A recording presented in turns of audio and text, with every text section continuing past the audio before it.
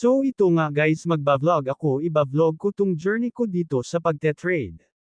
Dito ako nagti-trade sa CoinsPro. Kung mapapansin nyo, meron akong 700.09 pesos, yung meron ako dito sa wallet ko. Yung ginamit ko, na pera dito, ay mababang amount lang naman. Nag-start ako sa 132.8 pesos galing sa Tron, galing sa ibang site. Tapos nagdagdag ako ng 59 na pesos, tapos nagdagdag ulit ako ng 485 pesos para tumaas ang dapat i-trade ko, kasi parang napansin ko kapag mas mababang amount yung pinag-trade natin, mababa rin yung makukuha. Kung mas malaki yung iti-trade natin, mas malaki yung makukuha. Tapos ito yung CoinsPro, dito ako nagtitrade ng mga coins ko. Makikita nyo dito sa favorites yung mga coins na in-trade ko.